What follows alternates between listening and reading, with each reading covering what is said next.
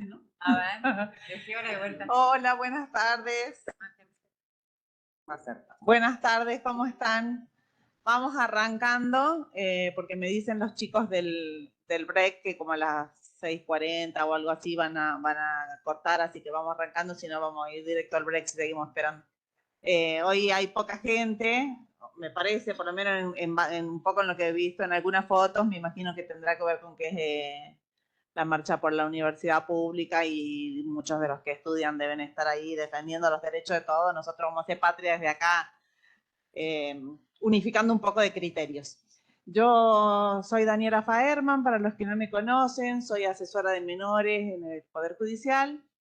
No vamos a hablar mucho sobre lo que es el asesor de menores porque me imagino que todos vinieron a la clase que dio la doctora Fania Ahumada, así que ya tienen clarísimo lo que hace un asesor. ¿Ustedes son todos de familia y defensoría o hay de otras áreas?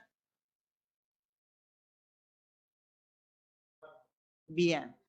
Bueno, más allá de que veo que son la mayoría del fuero de familia o por ahí, no sé, ya saben mucho de lo que vamos a hablar hoy con la doctora Moadet y con la doctora Moreno. Vamos a hacer como una pequeña introducción para que aquellos que no están, tal vez del interior también haya gente que no es del fuero de familia, tengan por ahí como una noción de lo que vamos a hablar, porque yo voy a hablar de dos guardas, la que se llama la guarda del 643 y la guarda del 657, que son dos tipos de guarda que contempla el Código Civil y Comercial, pero para poder entenderlas tal vez tenemos que tener como un pequeño pantallazo de lo que es la responsabilidad parental.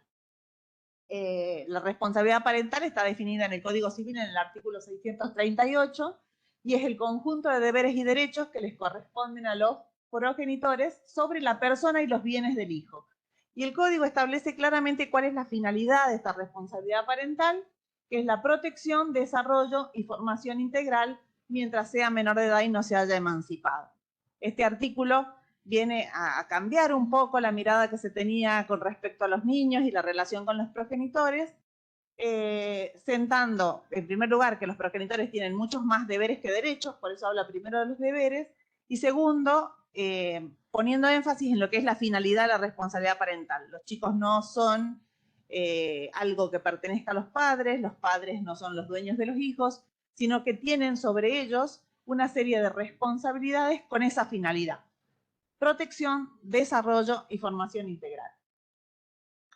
Esto tiene mucho que ver con lo que fue la constitucionalización del derecho de familia, el impacto que tuvo la reforma de la Constitución, la inclusión de los tratados internacionales en materia de derechos humanos. Muchos de esos tratados contienen cláusulas que tienen que ver con la niñez y especialmente la Convención de los Derechos del Niño.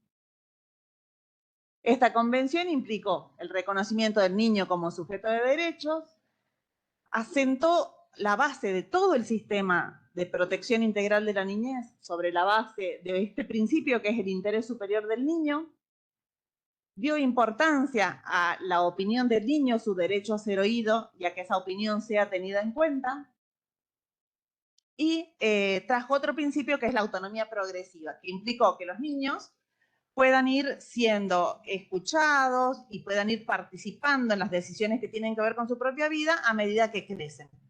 Antes nosotros teníamos un sistema donde el chico llegaba a los 18 años, no podía hacer nada, y desde el día que ese día a las 12 de la noche, 12:01, de repente era mayor de edad y tenía que hacer todo. Este criterio tenía como poco sentido de realidad. El chico de 17 no es que no puede hacer nada, no puede hacer lo mismo que uno de 3, pero puede hacer muchísimas cosas. Entonces, este criterio, que es el de la autonomía progresiva, sienta que se va adquiriendo capacidad a medida que se tiene edad y grado de madurez. Esas son las dos variables que juegan. Y esta responsabilidad parental se caracteriza por estos dos principios. Por un lado, es de orden público. El orden público son esos principios que la sociedad considera indispensables para la convivencia en sociedad. Entonces, como son normas imperativas, no se pueden modificar por voluntad de las partes. ¿Esto qué quiere decir? Que todos los principios que rigen la responsabilidad parental, en principio, son normas para nosotros y no los podemos modificar por nuestra propia voluntad. Yo no puedo decir, no, bueno, no, me hartó este chiquito, no quiero ser más su padre, que alguien se lo lleve, no estoy de acuerdo con pasarle alimentos, lo veo bastante bien alimentado, son obligaciones. No las podemos manejar a nuestro antojo, a nuestro decidir. Sin perjuicio de lo cual, los padres tienen una amplia autonomía de la voluntad en lo que hace a la decisión o a las decisiones que tiene que ver con la crianza de los hijos. Entonces, se combinan, se entran en un balance, por un lado el orden público, pero por otro lado también el amplio alcance que tiene la autonomía de la voluntad en la organización de la vida de los hijos y que tienen los progenitores. Y como es de orden público, es decir, que no se puede disponer, obviamente está sujeta a control estatal, porque como el objeto es la protección de la persona, su formación integral, es indispensable que el juez y los organismos administrativos puedan controlar la forma en que esto se lleva adelante, en que esto se cumple o se incumple. Los principios generales sobre los que se asienta la responsabilidad parental son tres. Como vimos recién, el interés superior del niño, la autonomía progresiva y el derecho a ser oído. Y nosotros vemos que hablamos de que esta responsabilidad parental es una serie de derechos, de deberes y derechos, ¿no es cierto? Y dentro de la responsabilidad parental este código trae algo que no traía el viejo código y que es la distinción de tres figuras. El código distingue la titularidad de la responsabilidad parental, el ejercicio y el cuidado. Son tres figuras distintas dentro de lo que es la responsabilidad parental. Y esto es lo que dice el artículo 640. Nos habla de estas tres figuras. Y como figura excepcional contempla a la guarda otorgada por el juez a un tercero. Dentro de esto lo que vamos a distinguir es qué es la titularidad. La titularidad es el conjunto de los derechos y deberes que tienen los padres sobre la persona y los bienes de los hijos.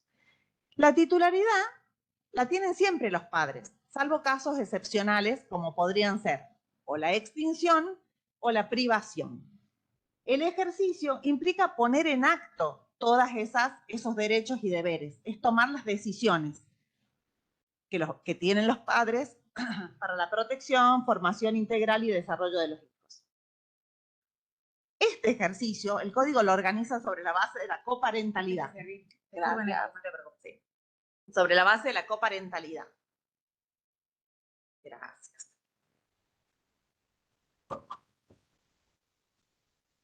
Y de la corresponsabilidad. Y este es un cambio importante que trajo el código, porque implicó poner a ambos progenitores a la misma altura en el cumplimiento del derecho, en el cumplimiento de los deberes y en el ejercicio de los derechos, más allá de con quien el chico conviva. Entonces, al equipararlos, implicó establecer este principio de responsabilidad compartida, donde los dos son responsables de todas las tareas que tienen que ver con el cuidado, con la formación del hijo, y por lo tanto, nos alejó de aquel criterio que teníamos antes, donde el papá o la mamá, el que no convivía, era una visita, donde no participaba activamente en las decisiones, donde para instar alguna decisión solo podía concurrir ante la sede judicial. Esto trata de mantener la misma situación que existe cuando los chicos conviven con ambos padres, donde las decisiones en general las toman los dos. Y el mismo sistema continúa aun cuando ya no exista la convivencia. Entonces, acá en esta plaquita vemos, por ejemplo, que dentro del ejercicio de la responsabilidad parental tenemos las decisiones que son trascendentes para la vida de los hijos y que requieren el consentimiento de ambos progenitores, como es la autorización para contraer matrimonio, para ingresar en comunidades religiosas, para salir del país. Las decisiones que hacen a la vida cotidiana y que en principio, cuando uno de los progenitores la adopta, se presume que el otro está de acuerdo, presta su consentimiento, que son, por ejemplo, el tipo de educación, a qué establecimiento van a ir, qué tipo de jornada escolar, si van a aprender idiomas, si van a practicar deportes, si tienen que hacer algún viaje. Y después tenemos el cuidado personal que tiene que ver con las decisiones que hacen a la vida cotidiana, todo lo que tiene que ver con el cuidado diario. ¿A qué hora va a dormir? ¿Qué se va a poner? ¿Si se baña? ¿Si tiene dental? ¿Si va a ir ese día al dentista? ¿Qué juguetes va a comprar? Todo lo que hace a la diaria. Y esto lo que da lugar es a que existan como distintas formas o distintas figuras dentro de la organización familiar. No lo vamos a ver, pero, por ejemplo, la titularidad puede ser compartida y el ejercicio también y el cuidado también, o la titularidad compartida, el ejercicio unilateral y el cuidado unilateral, da como lugar a distintas conformaciones en este Tetris, ¿no? Y ahora sí, cuando entramos en el tema de la guarda, vemos que el código contempla 3 posibilidades en materia de guarda, que ese es el tema propiamente dicho que tenemos hoy. Lo anterior era para que por ahí los que no están en familia tengan un pantallazo. Dentro de las 3 posibilidades que tenemos en materia de guarda tenemos la delegación del ejercicio de la responsabilidad parental en un pariente, la delegación del ejercicio en el progenitor afín y el otorgamiento del cuidado a un pariente que es otorgado por el juez en casos de especial gravedad. La primera que tenemos en el Power es la que nosotros hablamos como la guarda del 643, porque está contemplada en el 643 del código, y la última, la que hablamos como guarda del 657, que es contemplada en ese artículo. El artículo 643 nos dice que en el interés del hijo y por razones suficientemente justificadas, los progenitores pueden convenir, acuerdo, que el ejercicio de la responsabilidad parental sea otorgado a un pariente, sin perjuicio de lo establecido en el 674, que es el que contempla la delegación de la guarda en el progenitor afín. ¿Por qué dice sin perjuicio? Porque este no es pariente. El progenitor afín no es un pariente dentro de lo que está definido jurídicamente como pariente. El acuerdo con la persona que acepta la delegación debe ser homologado judicialmente, debiendo irse necesariamente al hijo. Tiene un plazo máximo de 1 año, puede renovarse judicialmente por razones fundadas, por un periodo más, o sea, por otro año, con participación de las partes involucradas. Los progenitores conservan la titularidad, por eso hablamos de cómo se pueden desmembrar titularidad, ejercicio y cuidado. En este caso, los progenitores conservan la titularidad de la responsabilidad parental y mantienen el derecho a supervisar la crianza y educación del hijo en función de sus posibilidades. Entonces, ¿qué se delega en el 643? Se delega el ejercicio de la responsabilidad parental y, por lo tanto, el cuidado personal. Pero la titularidad continúa en cabeza de los progenitores. Y vemos entonces qué requisitos tiene esta guarda del 643 o delegación de ejercicio. En primer lugar, tenemos que tener en cuenta que es un supuesto excepcional que está previsto por el código. Entonces, esto hace que en ciertas condiciones o ante ciertas condiciones, los progenitores, si hubiese 2 o si no un progenitor, el que hubiere, pueda, a través de un acuerdo, celebrar un convenio con un pariente por el cual delega el ejercicio de la responsabilidad parental. Pero, al ser excepcional, tiene que cumplir una serie de requisitos. Y estos requisitos son los que nos importan a nosotros como empleados judiciales, son los que tenemos que observar. Los que estamos de este lado del mostrador, como me toca estar a mí, lo que tenemos que ver es que se cumplan estos requisitos para dar procedencia a la acción. Pero los que están afuera, los que trabajan en las defensorías, es lo que tienen que observar para presentar la demanda. ¿Y por qué digo esto? Porque como se llama homologación, muchas veces lo que hacemos es presentamos un acuerdo y pedimos la homologación. Un acuerdo es un papel donde dice fulano de tal y fulano de tal, acuerdan la delegación del ejercicio de la responsabilidad parental del hijo tal porque se va de viaje. Y no tenemos otros elementos. Pero el que plantea esta demanda tiene que ofrecer prueba, porque acá tenemos otros requisitos que tenemos que observar. Esto dice que tiene que ser en interés del hijo, que tiene que ser por razones justificadas, que las razones tienen que ser puntuales y concretas. Entonces yo tengo que probar por qué esto es mejor para el hijo, por qué lo va a beneficiar, cuál es el punto que lo va a beneficiar. Y lo traigo a colación porque cuando yo trabajé por última vez en un juzgado de familia en el año 2015, ya estaba en vigencia el nuevo código. Nos pasó en mesa 2 secretarías. Yo tenía una, otro secretario tenía la otra. Llegan la mesa de entrada, barandilla, un abogado agarra un expediente, una caratulado homologación, porque estas delegaciones se caratulan así, agarra el expediente y dice, mira este trámite. El del abogado que estaba al lado dice, ¿pero qué onda? Porque a vos te lo pasan a resolver y a mí me piden todo esto. Las 2 secretarías estábamos trabajando distinto en cuanto a las homologaciones. Entonces, es importante unificar los criterios que tenemos en cuanto a los requisitos que pedimos Esto, bueno, por ahí estaba justificado, estaba entrando en vigencia el nuevo código, tal vez teníamos como alguna diferencia de criterios en la forma de trabajar, pero no puede haber ninguna diferencia en cuanto a que esto no es una simple homologación. Esto no puede pasar a resolver con la presentación de la demanda, porque los requisitos son indispensables. En interés del hijo. El hijo es el gran protagonista, es el que en definitiva es el que es recipiendario de esta guarda. ¿En qué lo favorece? ¿En qué lo beneficia? ¿Por qué es mejor? ¿Está enfermo y la abuela lo va a acompañar? Por ejemplo, si se delegara en la abuela lo va a acompañar los tratamientos médicos. La que se va de viaje es su mamá y este niño no quiere ir con ella, no quiere ir a vivir a otra provincia porque está en 5º año del secundario y se quiere ir con sus compañeros de viaje de estudio. O sea, ¿en qué lo beneficia esta medida que están tomando, este acuerdo al que están llegando sus progenitores y un pariente? Las razones justificadas. Estas razones justificadas tienen que ser justificadas para el juez. O sea, yo le voy a dar todos los argumentos para que el juez me diga, sí, vos tenés razón y esto es mejor para este niño o esto es mejor para este hijo. Es el juez el que tiene que elaborar esa valoración judicial. El otro requisito nos dice que tiene que ser otorgado a un pariente. Este requisito, si bien está en el artículo, es uno de los puntos que ha habilitado muchas discusiones en la doctrina, que ha habilitado muchas declaraciones de inconstitucionalidad o inconvencionalidad. ¿Por qué? Porque muchas veces, o sea, el objeto que ha tenido sacar a otros referentes afectivos y poner solo a los parientes, tuvo que ver mucho con que antes había muchas guardas de hecho que después terminaban en una adopción. Entonces yo decía, bueno, le damos la guarda a esta persona, estamos de acuerdo en que se la vamos a dar, y esto después terminaba en una adopción por una vía que no era la vía legal que correspondía. Entonces, en pos de evitar esto, se fijó que solo se diera a un pariente. Pero hay una serie de casos en los que puede resultar injusto. Si yo estoy enferma, me tengo que ir a hacer un tratamiento en Buenos Aires, ¿por qué mi hijo, que tiene íntima relación con la madre de su mejor amigo, o con la madrina, o con mi vecina, no podría quedarse con ella y tiene que quedar con mi mamá que tiene 95 años y no lo puede cuidar, por ejemplo? Entonces, en cada caso, eso es lo que vamos a ver, eso es lo que vamos a atender.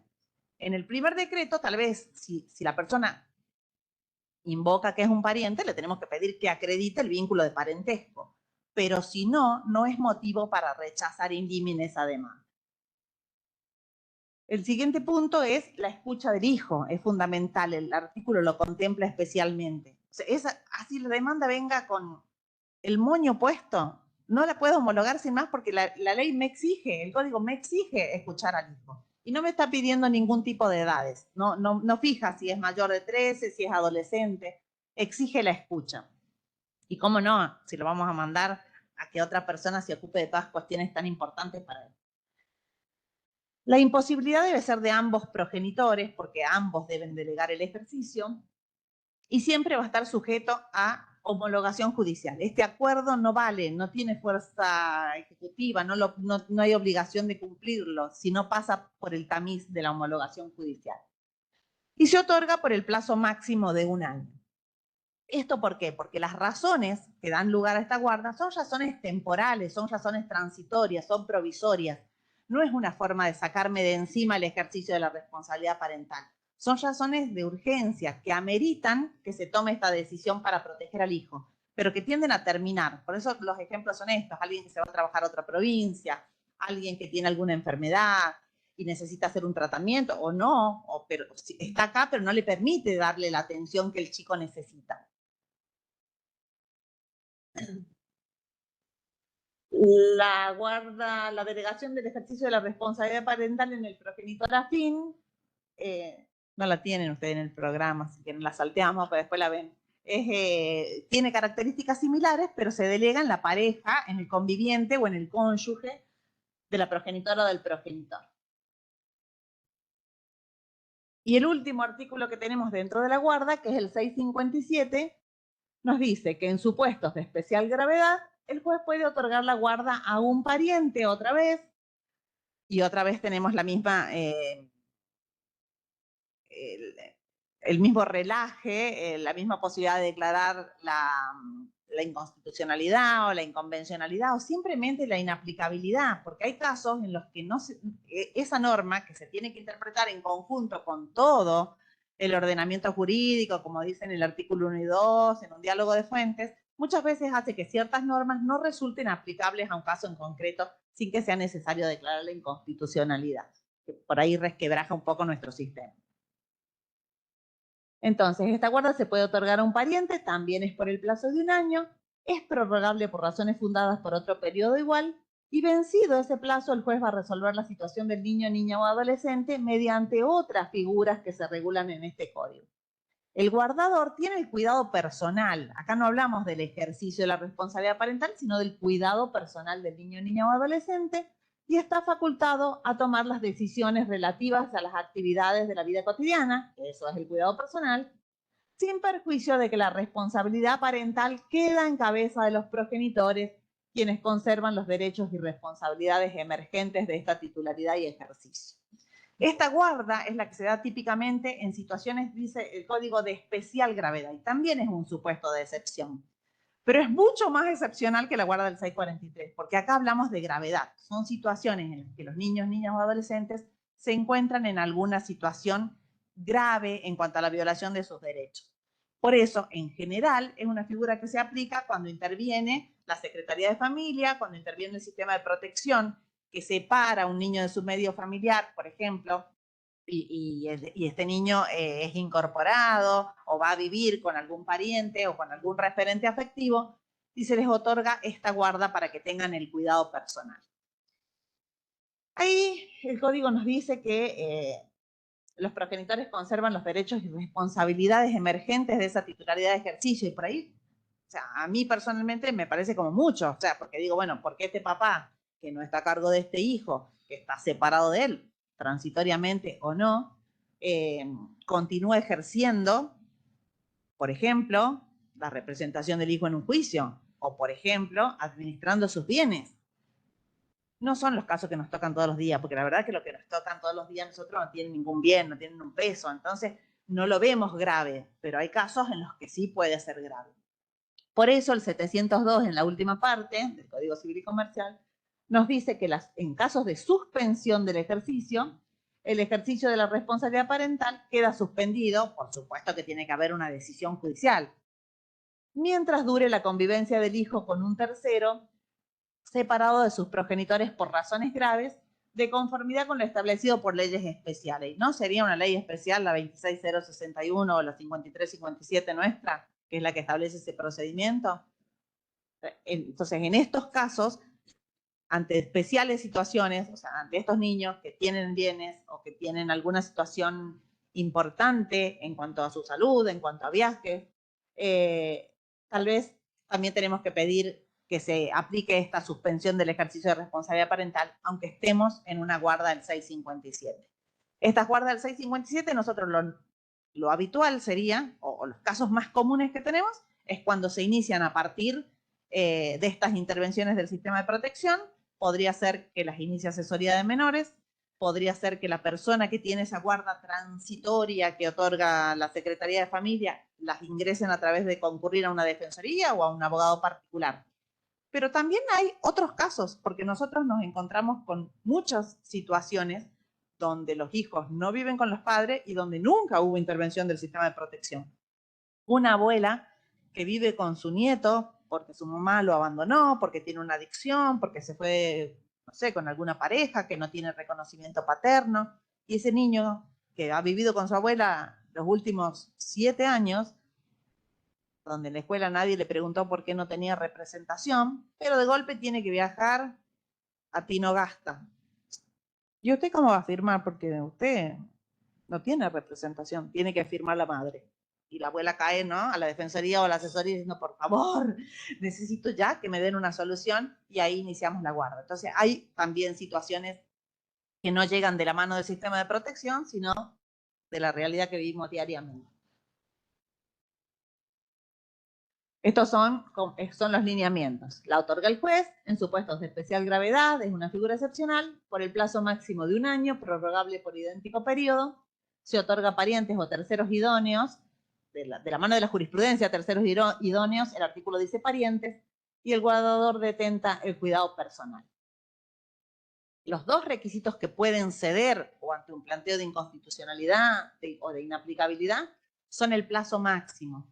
Hay casos donde este año nos queda corto, donde este año y la renovación por otro año más nos queda corto, y que no hace al interés de este niño y al interés de este guardador, que muchas veces también es una persona en situación de vulnerabilidad, en el mismo caso que les estoy diciendo, a veces es una abuela que tiene recursos precarios, un abuelo que tiene recursos precarios, que una vez por año tengan que venir a la defensoría, y una vez por año es mucho, porque en realidad, no sé, a los 8 meses de que te la dieron ya tendrías que ir volviendo para ir trayendo los papeles y todo lo demás.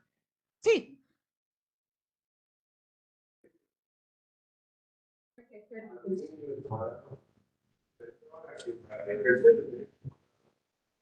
Un análisis previo de esa persona. Bueno.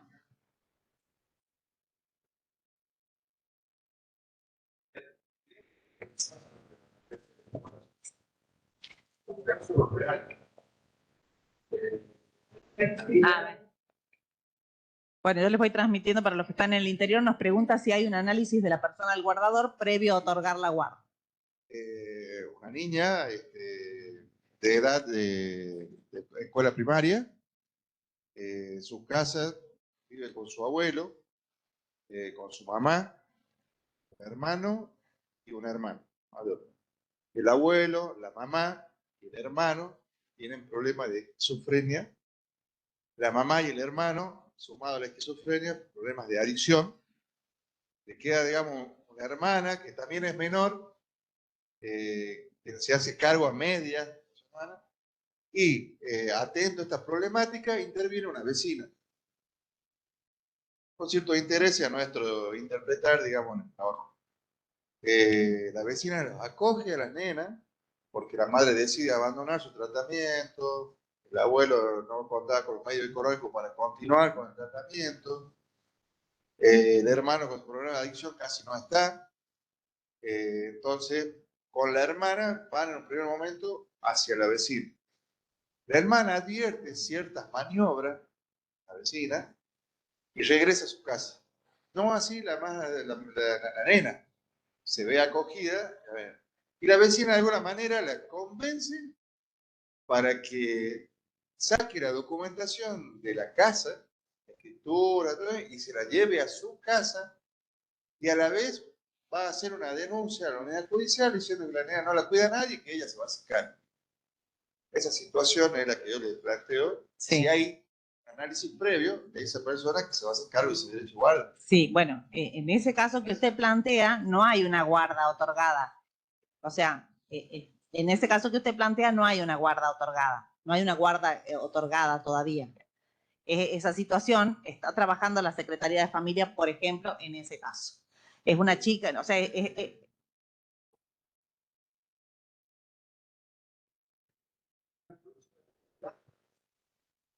sí, bueno, no quiero hablar de un caso en particular porque no corresponde, pero hay muchas situaciones para ver, ¿no? Siempre hay una valoración de la persona que está ejerciendo la guarda. El artículo 657 no tiene un procedimiento establecido, pero bueno, o sea, normalmente el juez va a citar a los progenitores, va a ver qué pasó, va a recibir los informes del... O sea, en esto hay amplitud probatoria, va a recibir los informes de Secretaría de Familia, va a ordenar todo lo que le parezca, puede ordenar informes a la escuela, informes socioambientales, pericias psicológicas de los guardadores, de los padres, para evaluar en qué lugar está mejor ese chico, ¿no? En esta situación que usted plantea, hay un entorno familiar muy complejo, con muchos problemas psicológicos, con muchos problemas psiquiátricos. No sé cuánto habrá avanzado la evaluación de la guardadora, pero es un caso muy complejo. No es tan así como por ahí se habrá denunciado en su momento. Es distinto. Y otro de los puntos es este del otorgamiento a otros parientes que ya habíamos visto. Sobre estos dos puntos hay muchísimos casos en los que se amplió el plazo y en los que se otorgó a otras personas que no son parientes. Este es un caso, yo después le vamos a pasar el Power, ¿no es cierto? Sí. Después les vamos a pasar el Power. Este es un caso donde a mí me gustaría que lo vean, porque en realidad tiene mucho que ver con esto de que siempre nos vamos como por la vía que conocemos, ¿no? O sea, como la vía que conocemos es que el plazo se puede extender, se puede declarar la inconstitucionalidad, la inconvencionalidad o la inaplicabilidad. Si tengo algo que ya viene un poco extendido, no, bueno, declararle la inconstitucionalidad y vamos. Pero nosotros, o sea, muchas veces la jurisprudencia en materia de familia crece y cambia todos los días. Entonces, los que trabajamos con el expediente, yo digo los dueños del expediente, porque cuando yo decretaba, no sé cómo trabajan ustedes, pero cuando yo decretaba, mis números eran mis números, y te puedo asegurar que nadie sabía de ese expediente más que yo, porque la recibís a la gente, porque tenés un trato muy distinto al que se tiene en otros ámbitos que no son los juzgados de familia. Y en este caso, por ejemplo, el juez de primera instancia y la Cámara confirman la declaración de inconstitucionalidad del plazo. Es un caso de una hermana que se queda a cargo de un hermano porque su mamá había tenido un ACV, el padre del niño había fallecido, y ella se queda a cargo de este hermano que tiene muchos problemas de salud, estuvo en diálisis, lo trasplantaron, después su mamá se recupera del ACV y vuelve a la casa, pero tiene problemas con ella, tienen situaciones de violencia, y ella ya llevaba 4 años a cargo de su hermano cuando se presenta a iniciar la guarda. Entonces el juez dice, no, bueno, ya hace 4 años que está a cargo de este chico, yo tengo que declarar la inconstitucionalidad del plazo. Pero la asesora de menores lo lleva con un recurso extraordinario a la corte, y ella dice, no, porque esta guarda del 657 le otorga muy pocas facultades a esta hermana.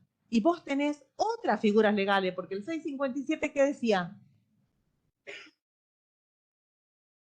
Debe resolver la situación del niño, prorrogable por otro lado. Vencido el plazo, el juez debe resolver la situación del niño o adolescente mediante otras figuras que se regulan en el código. Entonces, la Corte lo que dice es, hay otras figuras. Yo acá tengo la tutela, y la tutela es mucho más amplia en derechos y en deberes que lo que es la simple guarda del 657. Entonces, si la voy a otorgar, como se otorga muchas veces cuando se declara la inconstitucionalidad hasta la mayoría de edad, voy por una tutela, que en este caso, y con este niño, es mucho más protectoria de sus derechos. Es re lindo el fallo, después lo ven. Entonces quedan ahí cuáles son las diferencias entre la guarda del 643 y la del 657. En la del 643 es un acuerdo, es un convenio que debe homologarse. En la del 657 es una decisión judicial. La del 643 delega el ejercicio de la responsabilidad parental. El 657 otorga el cuidado personal, salvo el 702 que habíamos visto. El 643 contempla varias situaciones que pueden ser excepcionales, pero no necesariamente graves. Y el 657 solo procede ante casos de especial gravedad. ¿Cuáles son las similitudes? Las dos se otorgan por un año, renovable por otro más. Operan sobre la base del interés superior del niño. La Biblia para nosotros no hay otra más que el interés superior del niño.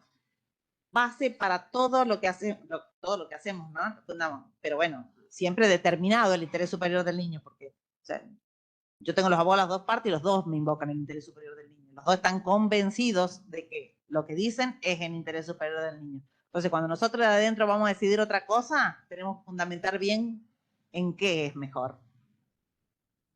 Y las dos, en principio, se otorgan a parientes sin perjuicio de las posibilidades que vimos.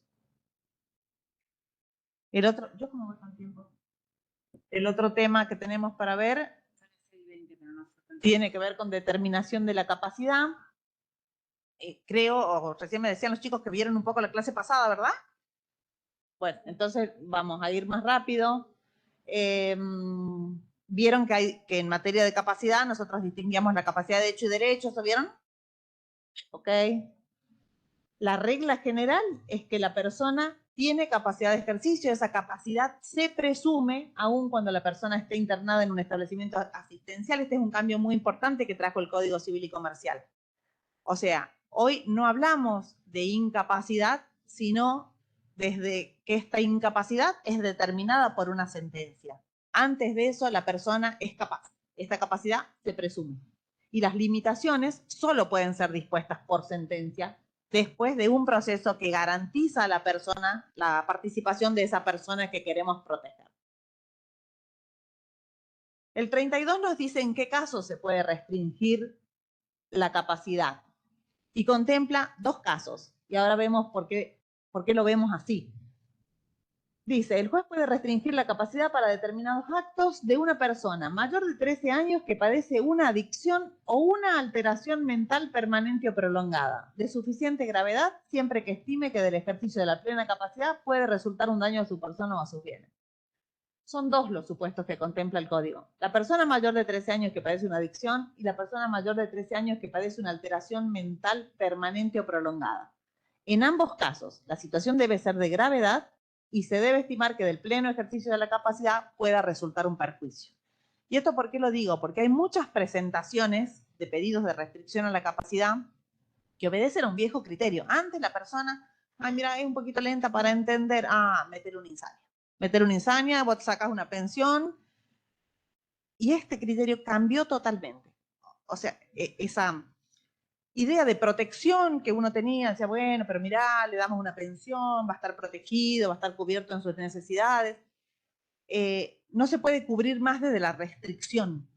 Entonces, la base es que la persona es capaz y que puede haber ciertas cuestiones para las que puede necesitar un sistema de apoyo, pero la regla es la capacidad. Nunca arrancamos pensando en su incapacidad. Y tenemos muchas presentaciones de personas que, por ejemplo, son sordas, de personas que son ciegas, y estas no son incapacidades, son discapacidades.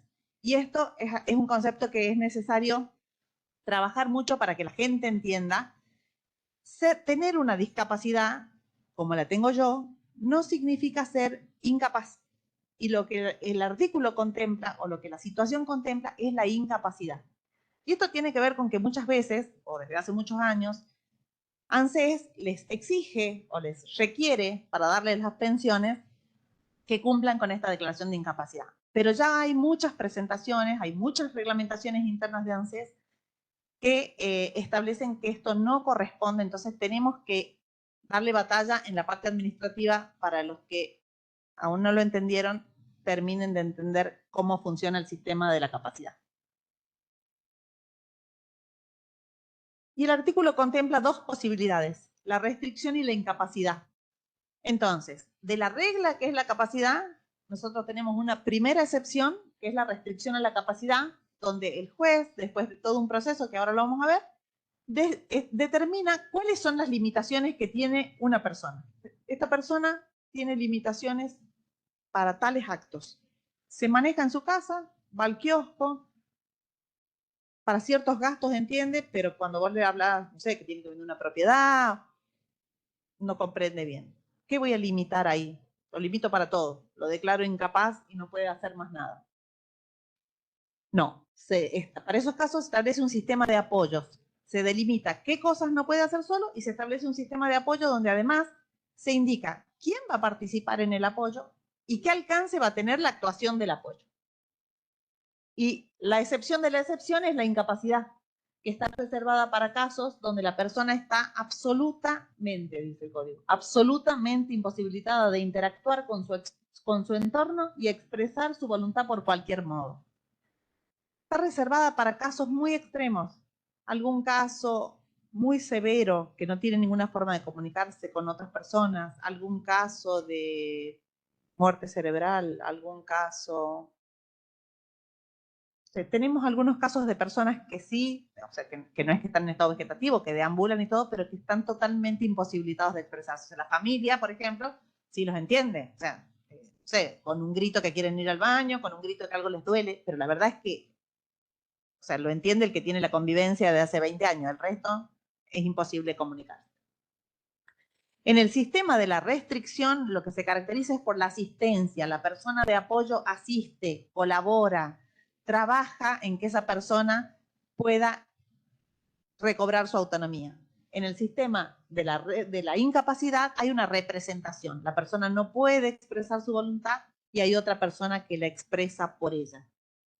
Y dentro de esto, las combinaciones, porque yo puedo tener una persona que expresa su voluntad, pero igual necesita ser representado para ciertos actos de gravedad, como por ejemplo, enajenar algunos bienes o no sé, algún acto personalísimo que necesite ser representado.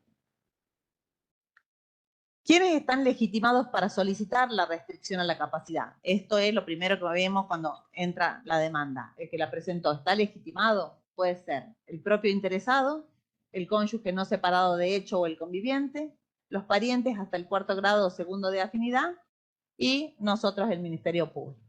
La inclusión del propio interesado es una innovación que trae nuestro Código Civil y Comercial, cuestionada por algunos. Dice, bueno, ¿cómo? Si no puede, no tiene plena capacidad, ¿hasta dónde entiende que viene a pedir la declaración de incapacidad o no?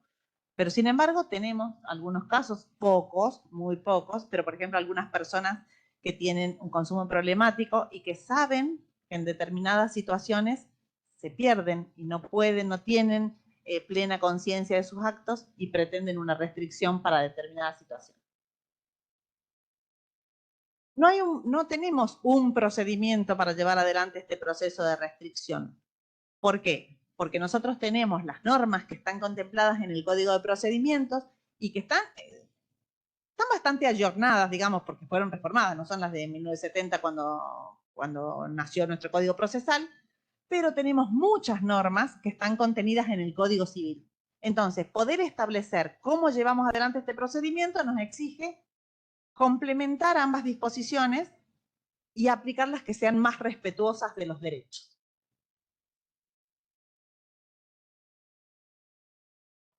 El Código de Procedimientos nos trae estas normas.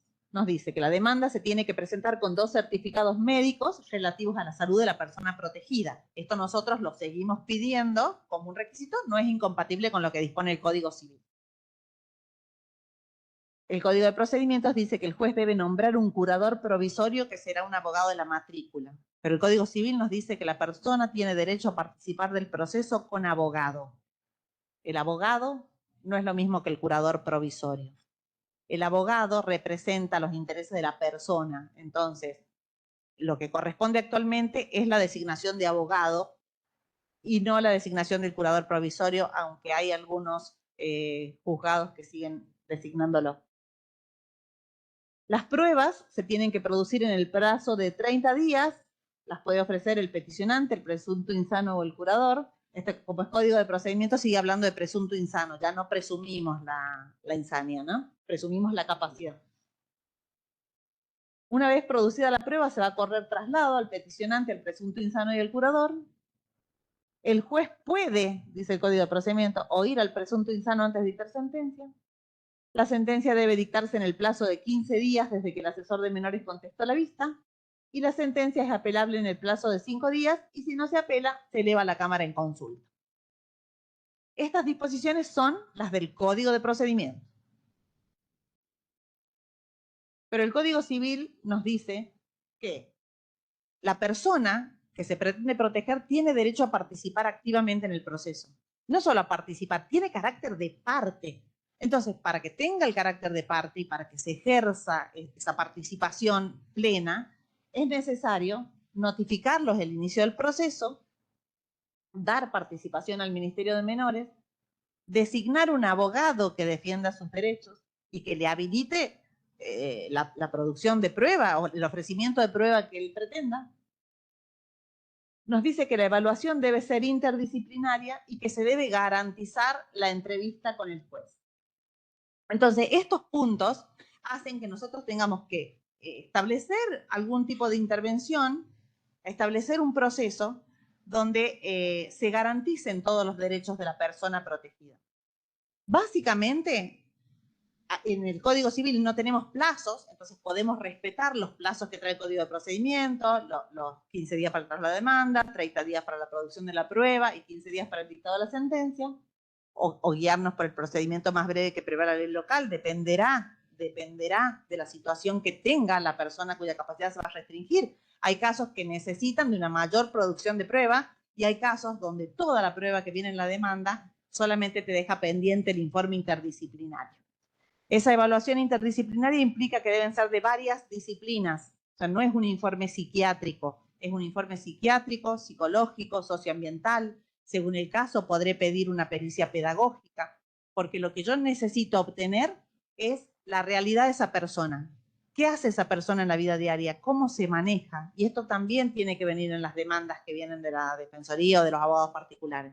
Yo vengo a pedir la restricción a esta persona porque esto hace sola y esto no. Porque en esto puede y en esto no. Porque es el juez el que después va a ir tallando ese traje. Los autores hablan del traje a medida, pero tallando ese esquema para proteger a esa persona. Porque este esquema que necesita uno puede no ser el que necesita otra persona. Y yo tengo que tratar de restringir lo menos posible, pero proteger. Y qué difícil poder proteger a alguien si yo no tomé la entrevista personal, ¿no? O sea, si la tomó uno de los escribientes, se me va a complicar la redacción de la sentencia. Por eso dice garantizar la entrevista personal con el juez. Y en esto también, como que me importa cómo trabajamos, ¿no? El primero que recibió el expediente, el que lo decreta, ve muchas cosas que a veces se firman de apurado, porque es cierto, o sea, cuando tenés a alguien que ya te firmó, te controló 80 expedientes en las 2 horas que van de la mañana, porque la otra estuvo tomando audiencia, se te pueden pasar ciertas cosas, pero al que no se le pueden pasar es al que lo decreta. El que lo decreta ya leyó que esa persona está en silla de ruedas o que está en una cama, que no tiene movilidad. No le pases un decreto que diga, fíjese audiencia. Vos ya sabés que a esa casa hay que ir a ver a esa persona en la casa. No necesitas ni que te lo pidan, ni que pase, ni que se corra vista al asesor de menores. Esa persona se le tiene que garantizar el derecho a ser oída donde está. Ya tiene que salir así en el primer decreto que sale. No. O sea, en esto tenemos que ser como muy responsables. O sea, todo es córrase vista, pregúntele, no sé, difiérase. Vamos rápido con estos trámites, porque la gente necesita rapidez. La gente en mucha situación de vulnerabilidad, que mala suerte, pero para nosotros son todos nuestros casos, personas en situación de vulnerabilidad, necesitan que trabajemos rápido y a conciencia. Entonces, cuando a vos te llegaron estas situaciones, o lo llamaron a una audiencia, porque la persona dijo que podía venir y tenía silla de ruedas, ya tenés previsto en qué sala de audiencia se va a tomar esto. Ya cuando llegó, no empiecen a correr al último momento, ay, pero habilita acá. O sea, todo esto ya lo tenemos que saber desde antes. Este es el primer decreto que hacen algunos de los juzgados. Como ven, bueno, téngase la señora por presentada, por parte, con el patrocinio letrado, por denunciado el domicilio real, por iniciado el presente proceso de restricción a la capacidad. Hoy, más que de restricción, hablamos de procesos de determinación. Porque yo puedo analizar la situación y no restringir nada. Yo tengo que determinar qué capacidad tiene esta persona, para qué actos. Por eso hablamos de determinación, no de restricción. El que tramitará conforme el artículo 31 y siguiente, primero el Código Civil, la Ley 26.657, los tratados internacionales. Hoy nuestro Código Civil es más garantista de derechos que nuestro Código de Procedimientos. Córrase traslado de la demanda a la persona en cuyo favor se inicia el trámite por el término de 15 días, con las copias que se deberá acompañarse. A los fines de garantizar la efectiva notificación, toda vez que el solicitante y la persona tal comparten el mismo domicilio, hágase saber al oficial notificador que deberá proceder a su entrega en forma personal. Muchas veces la persona que pide la restricción es la que se notifica el traslado de la demanda. Y el traslado de la demanda es para la persona protegida. Y entonces, ay, bueno, pero si ya sabemos que no puede entender. No, eso es lo que no sabemos. O sea, eso es lo que nos dijeron en la demanda, pero no es lo que sabemos. Lo vamos a saber cuando termine el proceso. Designa la Junta Médica Psiquiátrica para que informen sobre el estado de las facultades mentales. Hágase saber al peticionante que deberá presentar los apoyos con que cuenta, porque bueno, no los habrán dicho en la demanda. En este caso, solamente se designa la Junta Psiquiátrica. Nosotros estamos trabajando para que la Junta opere interdisciplinariamente, o sea, para que esa primera Junta médica opere interdisciplinariamente. En algunos casos lo conseguimos, en otros no. Pero cuando solo operó la Junta médica, nosotros tenemos la obligación de dar lugar a la interdisciplina que nos exige el código. Entonces, nosotros sí o sí tenemos que pedir un informe socioambiental, podemos pedir una evaluación de la interacción de la familia en la cual vive la persona que se quiere proteger, o sea, eso va a ir surgiendo de la demanda y de lo que vamos conociendo, la prueba que vamos a ir pidiendo. Este juzgado siempre pide oficio al registro civil para ver si no está anotada con anterioridad una restricción. Y la sentencia debe determinar siempre la extensión y el alcance de la restricción, especificar qué funciones y qué actos se limitan, designar uno o más apoyos o curadores, y determinar las condiciones que deben cumplir los actos para ser válidos. ¿Qué intervención van a tener las personas designadas y cuál es el alcance de su actuación para que esos actos sean válidos? Entonces, más allá de que es cierto, todos trabajamos sobre modelos, en este caso es importante decir, bueno, a esta persona que yo la vi, que en la audiencia dijo tal cosa, que se mostró de tal manera, entiendo que para estos actos puede, para estos actos no. Hay cuestiones que siempre es como que van de cajón. Y además, se restringe su derecho al voto. ¿Alguien le preguntó si le gusta votar, si no le gusta votar, si le gusta participar? Yo ya van dos audiencias, le pregunto, señor, ¿y usted le vota? No, no sabe, no sabe leer, no sabe votar. Digo, bueno, pero no simpatiza con ningún partido, o sea, cuando no hay alguna ocasión, no le gusta participar. Yo, cuando pasa la caravana, o sea, y le gusta participar. En otra audiencia, otra persona me dice, yo soy radical. Y el hermano que estaba atrás me dice, yo primera vez en la vida que lo escucho decir una cosa así. O sea, nunca dijo una cosa así. En mi casa no somos radicales y él es radical. O sea, también por esto, ¿no? Porque nadie les pregunta. O sea, todo el mundo da por sentado que no pueden, que no deben, que no necesitan. Entonces, vuelvo a la importancia que tiene la audiencia. No son formalismos, no sirven si son formalismos. O sea, si no ponemos en la audiencia el verdadero objeto para el que están fijadas, si partimos de la audiencia pensando que es un formalismo porque igual no entiende o porque igual no va a entender, ya perdimos toda la finalidad que tiene. Sí.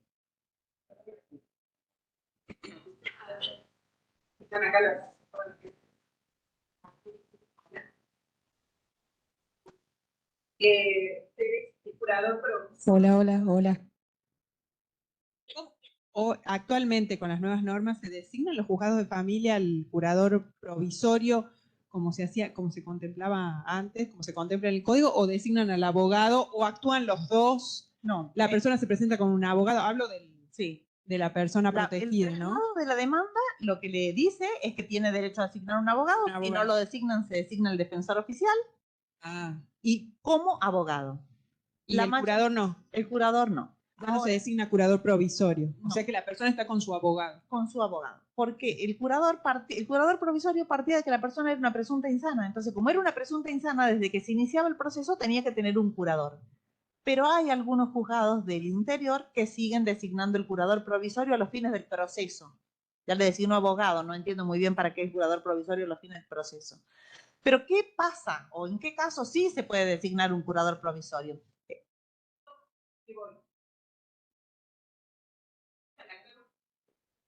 Pensaba en esto de la audiencia. Al actuar un abogado, el abogado tiene el conocimiento específico como para indagar ciertas cosas, conocer el nuevo código, conocer las nuevas exigencias, etcétera, etcétera. Si el curador provisorio es la tía y no es abogado y no tiene conocimiento, entramos tal vez en estas situaciones mucho más fácilmente de decir, dar por sentado que no sabe, que no entiende, es la que convive con él y dice, no sabe, no le gusta la política, da por sentado que no le interesa la política o que no le interesa el club del barrio o que no le interesa ciertas cuestiones porque nunca... Entonces, está bueno lo de que actúe un abogado, el defensor ad hoc, que va a estar siempre a tono y como más indagante, va a indagar más en la situación de la persona. El rol es muy distinto. yo lo que entiendo es que la designación del curador tenía que ver con esto. O sea, como es insano, o sea, ya sabemos, mira, ya trajo estos 2 certificados, ya sabemos que es insano o que va para ser. Entonces, le designo un curador ya desde ahora para que esté protegido. Yo creo que esa era la finalidad de la norma. Hoy, con la designación de abogado, porque partimos de que esta persona es capaz, necesita un abogado que defienda su capacidad o al menos su máxima autonomía. Entonces, es un abogado. Pero ¿en qué caso sí está la posibilidad de designar un curador? El artículo 34 del Código Civil nos dice que se pueden adoptar medidas cautelares en protección de la persona.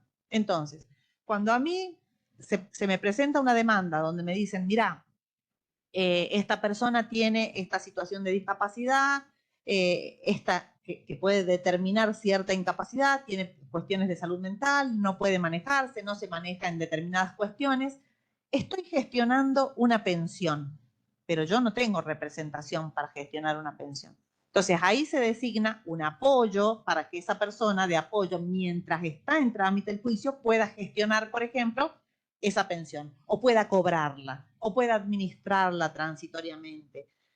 Cualquier situación que pueda, tenemos muchos casos de personas que están internadas, todavía no hay evaluaciones determinantes, pero están internadas y no pueden cumplir determinados actos. Para esos casos sí se designa un apoyo provisorio, y si la persona, por ejemplo, está en estado vegetativo, un curador provisorio hasta que se dicte la sentencia para determinadas cuestiones o para determinados actos que se deban cumplir. Solo en ese caso, como una medida cautelar de protección de la persona que está sometida a proceso. O sea, no es un, ay, pero mira, queríamos vender la casa nosotros, entonces necesitamos la designación. Bueno, pero ¿en qué lo favorece esta persona? ¿Por qué no puedo esperar a determinar qué capacidad tiene para prestar su consentimiento? O sea, esas medidas cautelares son en protección de la persona. Siempre las pensamos así para otorgar.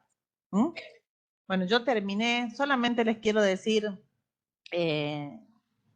que estos son artículos que están en el código. No necesitamos que alguien venga acá y se siente a decirnos cómo se trabaja. Yo estoy segura de que todos los que trabajan en familia en la Defensoría lo saben. Pero me parece que es importante cómo intercambian las formas de trabajar, o sea, cómo intercambian entre un juzgado y otro, entre una defensoría y otra. Siempre hay algo que se puede ver, siempre hay algo que se puede mejorar, y que tengamos en cuenta esto. Nosotros no somos cualquier empleado administrativo que cumple cualquier tarea. Somos el servicio de justicia, ¿no? La responsabilidad que tenemos de alguien que viene hacia nosotros. Nadie viene porque está aburrido, nadie pasaba y entró a preguntarte algo en el juzgado. O sea, el que llegó ahí llega con una necesidad de escucha y con un problema que necesita resolverse. Tratemos de ser empáticos con la gente que llega y de trabajar a conciencia de que lo que estamos haciendo es resolver problemas, resolver conflictos de la gente. Y los conflictos de familia son como muy caros a los sentimientos. No es lo mismo que me chocaron el auto o que inicié el juicio sucesorio. Los tiempos son otros. Seamos respetuosos de esos tiempos. Gracias.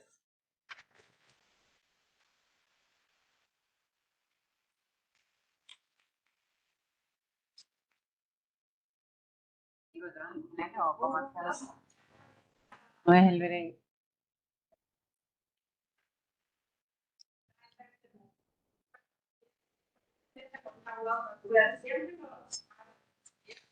Sí, sí, va la de, sí, va la, mire, yo no estoy muy de acuerdo con la designación.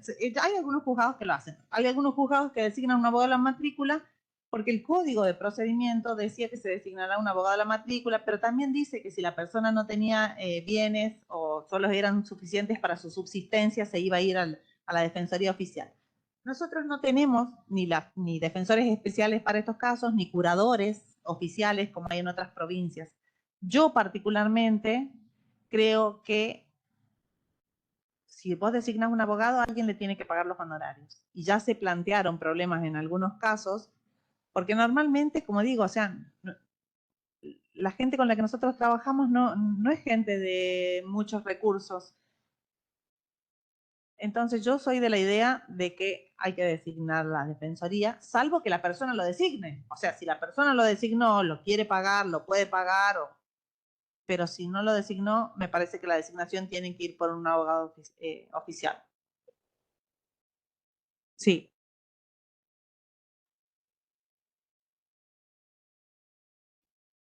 No, no. Si la persona tiene cómo pagar su propio abogado, tiene que pagar su propio abogado. O sea, si la persona puede hacerlo, sí. Lo que pasa es que la verdad es que en nuestros casos, en general, no pueden o no lo hacen. O sea, O sea si la persona no designa un abogado, si la persona no designa, vos le designas un abogado particular y después lo obligas a que lo pague. O sea, me parece que no. Me parece a mí que tiene que ir a la Defensoría Oficial. Pero hay otros criterios, Lo que sí sé es que en un par de oportunidades, antes, ser curador provisorio era entendido como una carga pública. Entonces los abogados de la matrícula que representaban estos casos no cobraban, no pretendían la fijación de honorarios.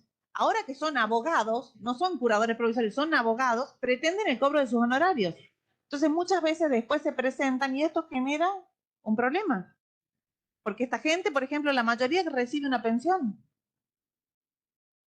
Una pensión, no son fortunas las pensiones, son miserables. Les alcanza para sostener con suerte la vida que llevan, las cuestiones de salud que atienden. Entonces, no me parece que haya que destinar bienes de ahí para pagar los honorarios. Yo creo que en esos casos tienen que ir a la Defensoría Oficial.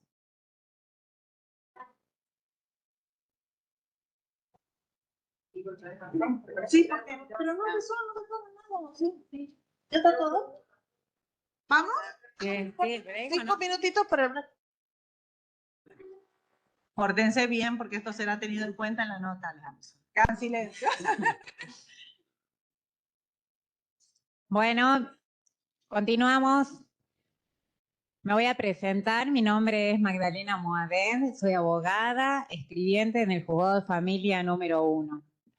El tema que voy a dar es alimentos. Primero voy a hacer un pantallazo general, pero puntualmente me voy a referir a los alimentos de los padres a los hijos, que es la mayoría de los casos que tenemos en los juzgados. Así vamos a lo puntual y lo hacemos un poquito más rápido. Bueno, el Código Civil en el artículo 541 dice que los alimentos comprende todo aquello que sea habitación, vestimenta, asistencia médica y educación. Aclaro, bueno, educación en el caso de los menores de 18 años sería no para el caso de los padres a los hijos. Los padres siempre tienen que educar a sus hijos, entonces el derecho de educación estaría comprendido. Si, por ejemplo, una persona mayor de edad pide asistencia a otro pariente, en el caso de que no pudiera tenerlos por sí mismo y entonces necesita la subsistencia de otra persona, en ese caso no, ahí sí no iría educación. Bueno, los alimentos puede hacer el juicio de alimentos de forma autónoma o también puede ir como una medida cautelar o alimentos provisorios, como suele decirse. En el caso de que vaya como medida cautelar, como toda medida cautelar, se tienen que cumplir los requisitos, que son la verosimilitud del derecho. En este caso, siempre se pide la acreditación del vínculo, que son las partidas de nacimiento, las actas de matrimonio y todo eso, bueno, que acredita lo que es el vínculo. El peligro es la demora y se presume. Una persona sin alimentos no puede subsistir.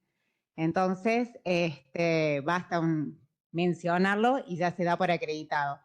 No se ofrece contracautela y, bueno, generalmente se encuentra en los procesos de filiación, divorcio, guarda, tutela, adopción, los alimentos provisorios. Uy.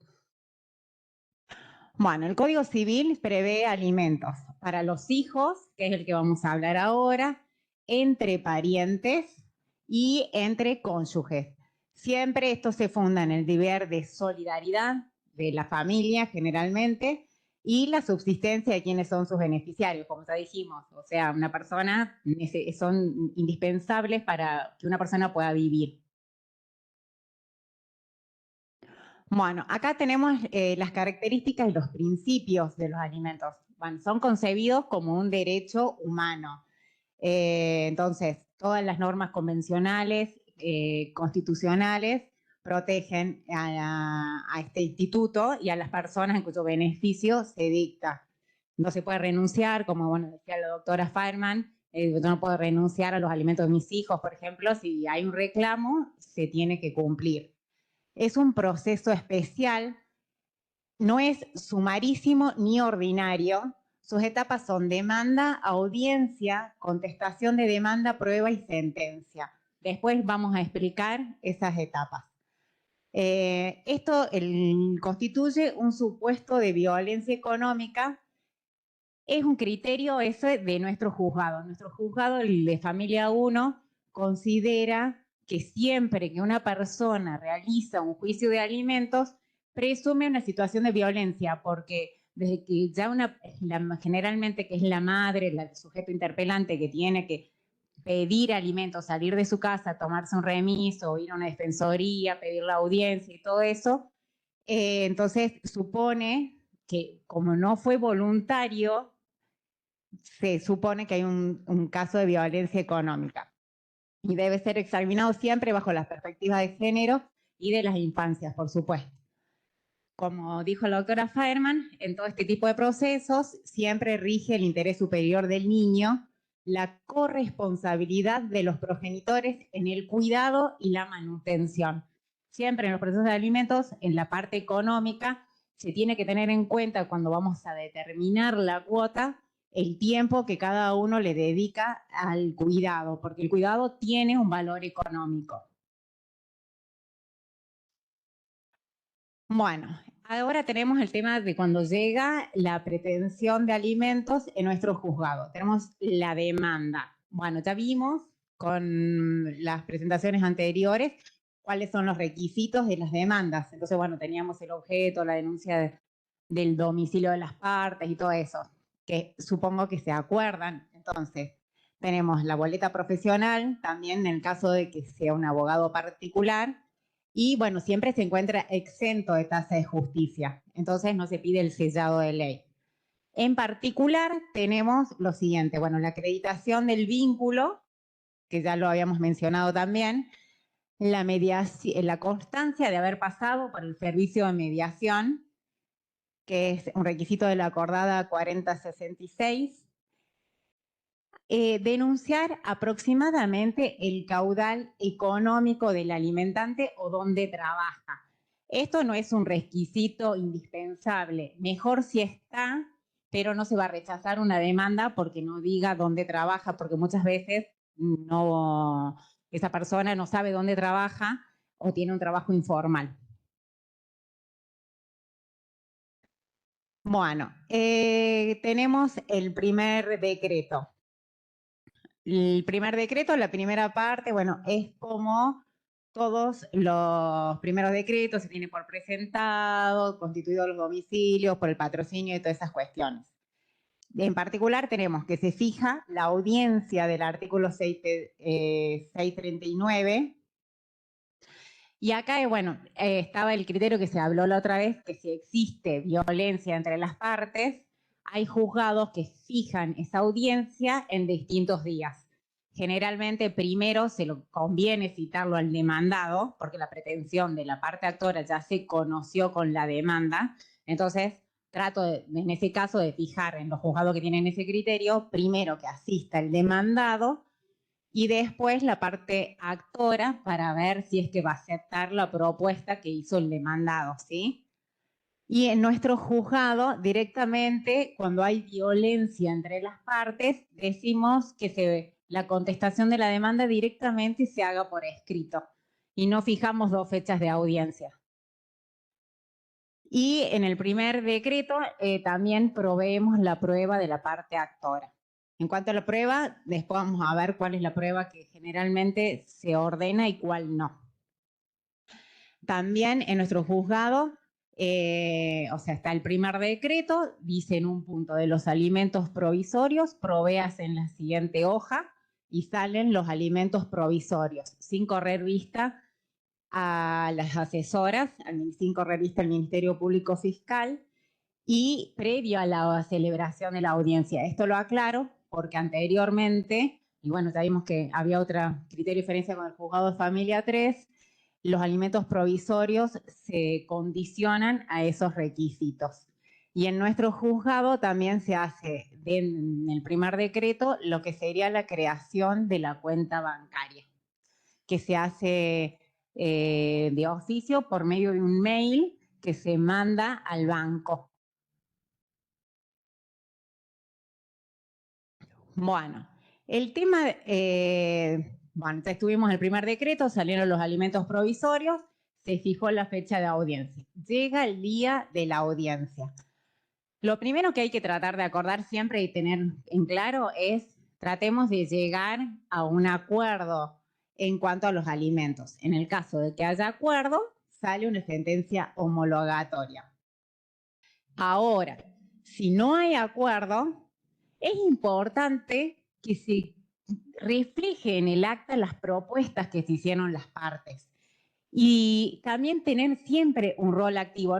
No hay acuerdo, no es como la audiencia del 360. ¿Hay acuerdo? Sí, no hay acuerdo, se cierra el acta. En realidad el 360 se fijan las pruebas y eso. Pero acá es importante preguntarle a las partes, sobre todo a la persona, el alimentante, en qué trabaja, si tiene relación con los chicos, los cuida. Hay que tener una calculadora y ver, dice, yo ofrezco de cuota alimentaria 50.000 pesos, son 3 hijos. Bueno, dividamos 50.000 pesos en 30 para decir, mire señor, usted, bueno, voy a hacer 30.000 pesos para hacerlo fácil.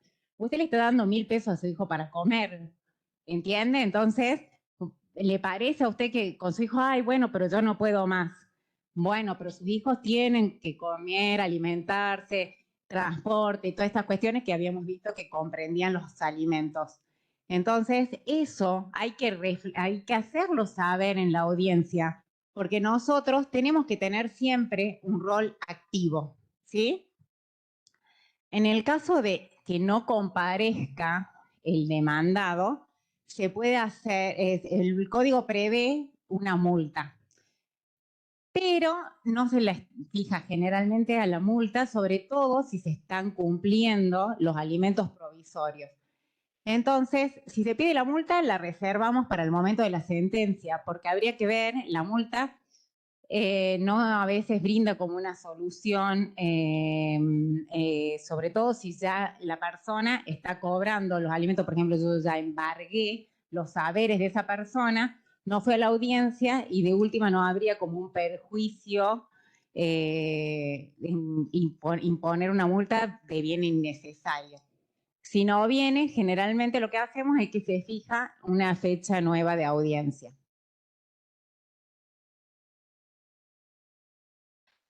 Bien, en la audiencia que hablábamos recién, generalmente se contesta la demanda por escrito. ¿Qué dice el código sobre la contestación de la demanda? Y esto es importante, que la prueba que puede ofrecer es solamente instrumental o informativa. Nada más. Entonces yo a veces veo que, por ejemplo, contesta demanda y impugna prueba documental. Entonces, corre ese traslado de la parte contraria.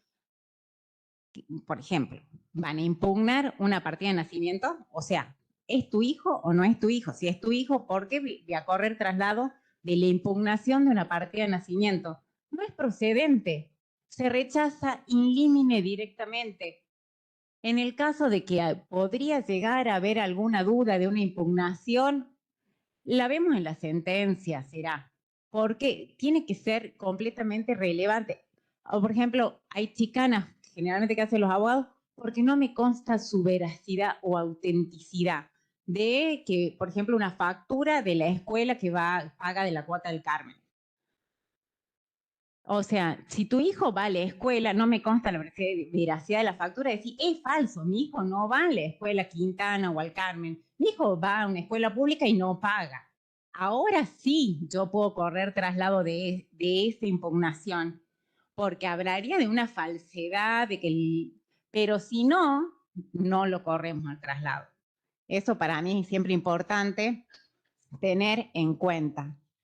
Entonces, la prueba del demandado, ya dijimos que puede ser instrumental o informativa. ¿Cuál es la prueba generalmente que se realiza en este tipo de procesos? La conducente para demostrar el caudal del alimentante y las necesidades del alimentado.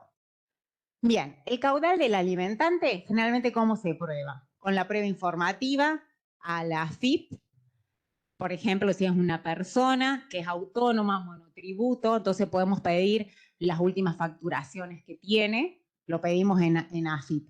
En ANSES podemos saber si esa persona trabaja en relación de dependencia o si esa persona tiene alguna pensión no contributiva, alguna jubilación, etcétera. Y en el caso, bueno, también a la empleadora, en el caso que ya denunciaron en la demanda, o esa persona dice yo trabajo para la empresa de colectivo San Fernando, por ejemplo, también ya sea para decir cuántas horas trabaja, cuánto gana, etc. Pericial, que es un informe socioambiental, que también es importante para saber cómo vive ese grupo familiar. Y acá a veces me parece muy importante resaltar cuando agregamos los informes socioambientales que se piden. Hay que leerlos, no es agréguese. Por ejemplo, la asistente social puede decir, fui a la casa de la señora que cuida a los chicos, por ejemplo, que incluso pueda ser la actora, pero le dice, le pedí la libreta sanitaria y los chicos no tenían los controles que tenían que tener, no tenían la libreta sanitaria, el inmueble estaba sucio o inhabitable. Entonces, en esos casos, nosotros que tenemos la obligación de actuar de oficio y que los alimentos de los chicos reviste orden público, tenemos que garantizar y tomar medidas para que eso se cumpla, ya sea que lo cumpla en la misma parte que lo instó el proceso y la parte demandada. Ya dijimos, al principio dijimos que los alimentos son vivienda, asistencia médica, vestimenta. Entonces, leemos, generalmente dicen estaba vestido acorde a la edad del año, pero puede ser a la edad de la estación o a su edad, etc. Lo tenemos que leer porque es importante. Entonces, en el caso de que vemos que los requisitos de los alimentos no se están cumpliendo, tenemos que ordenar que se cumplan. Las necesidades de los alimentados.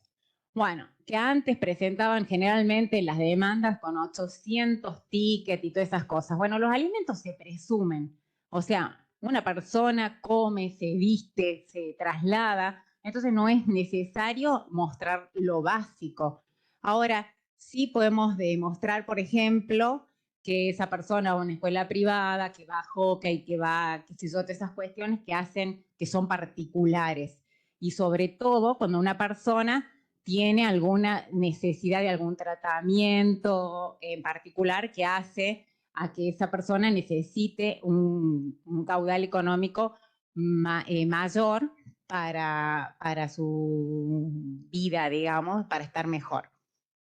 Bien, y en cuanto a la prueba, rige la carga dinámica de la prueba, que es del artículo 710 del Código Civil y Comercial, que ya le explicó nuestro querido Juan Lucas Martínez, en la cual prueba el que está en mejores condiciones de probar. No solamente, o sea, en el proceso, ya dijimos, generalmente el que alega algo lo tiene que probar. Ese es el principio general. Pero en el proceso de familia lo prueba el que se encuentra en mejores condiciones de probar. Entonces, muchas veces, si el alimentante, o sea, la persona demandada, no contestó demanda, no se presentó en juicio, no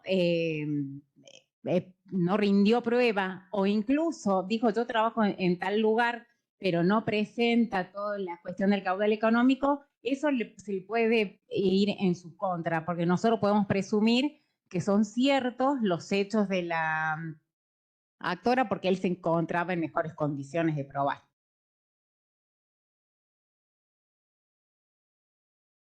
Bien, Después tenemos lo que sería el proceso bueno, con respecto a las otras etapas del proceso, es eso el proceso. Entonces, no hay que tratar de volver ordinario el proceso de familia con las cuestiones, por ejemplo, ábrase la causa a prueba, notifíquese, provéase la prueba, clausura del periodo probatorio. No, el proceso de alimentos es un proceso especial. Se provee la prueba de la actora en el primer decreto, de la demandada una vez que contestó demanda. Con eso, después se pasan los autos, en realidad pasan los autos con vista para el Ministerio Público de Menores y sentencia. Así de simple es un proceso especial, por eso lo aclaro. Ni sumario ni sumarísimo. Entonces, ya vino con la vista de la señora asesora, va los autos para sentencia. Entonces, 2 hijos, 1 hijo, el señor trabaja en relación de dependencia, trabaja de forma autónoma, no hay ninguna ley que te diga cuál va a ser la cuota alimentaria. Entonces, de acuerdo a lo que fue rendido en el expediente, es que se fija una cuota que puede ser en un porcentaje de haberes, en el caso que esa persona trabaje en relación de dependencia. Puede ser de acuerdo al índice de crianza. Bueno, el índice de crianza sabemos que es una creación relativamente reciente del INDEC, que tiene en cuenta el índice de precios más el tiempo de cuidado que puede demandar una persona. El tiempo de cuidado que toma el INDEC, el índice de crianza, es de acuerdo al valor que tiene el servicio doméstico que se encarga para el cuidado de niños en la ciudad de Buenos Aires.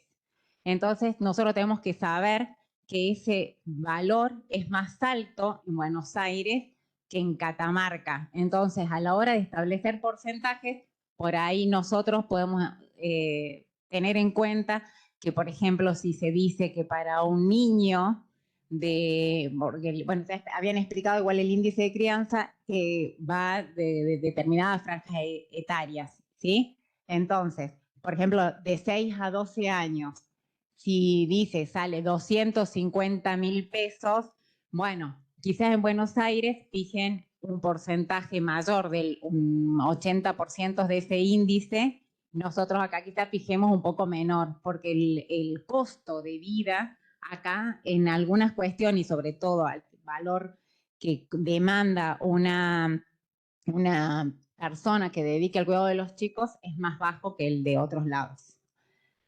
Y en el caso, por ejemplo, cuando hablamos de personas, por ejemplo, una cuota alimentaria de una persona de 17, 18 años, que ya sabemos que dentro de todos son bastante autónomos y, bueno, se habla de salario mínimo vital y móvil, el porcentaje de esa cuota alimentaria, ¿sí?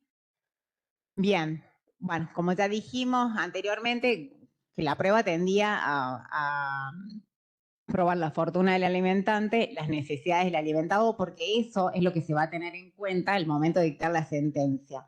Y el tiempo que cada progenitor le dedica de cuidado a su hijo. Bien, una vez que sale la sentencia, después dice la sentencia que se deben los alimentos, por ejemplo, teníamos alimentos provisorios que se fijaron en un 20% y la sentencia definitiva sale en un 30%. Entonces, puede ser que sean debidos desde la presentación de la demanda, en el caso que no se pasó por la audiencia de mediación, por ejemplo, en los casos de violencia no se puede pasar por el proceso de mediación. Entonces, bueno, para determinar para determinar todos los alimentos que fueron devengados antes o durante el proceso, antes del proceso, o sea, como dije, cuando pasó por mediación, se tiene que hacer una planilla. Como así también cuando no cumplió el demandado, los alimentos en el caso de que no se hayan descontado por planilla. Entonces, en ese caso se hace la planilla, se corre traslado por el término de 3 días. Siempre el juicio de alimentos es el más breve de todos, entonces los traslados generalmente no son por más de 3 días. 5 días sería lo máximo, entre 3 y 5 días. Si se impugna, la parte demandada tiene que presentar nueva planilla. Y esto también es importante cuando recibimos nosotros las impugnaciones de planilla, tiene que aclarar dónde está el error y hacer nueva planilla, no impugnar porque sí, porque acá estamos hablando siempre de cuestiones de orden público, de alimentos, de cuestiones que son urgentes. Entonces, cuando una persona quiere contradecir los alimentos, tiene que estar fundado. Se corre vista al contador del CIF una vez que está la...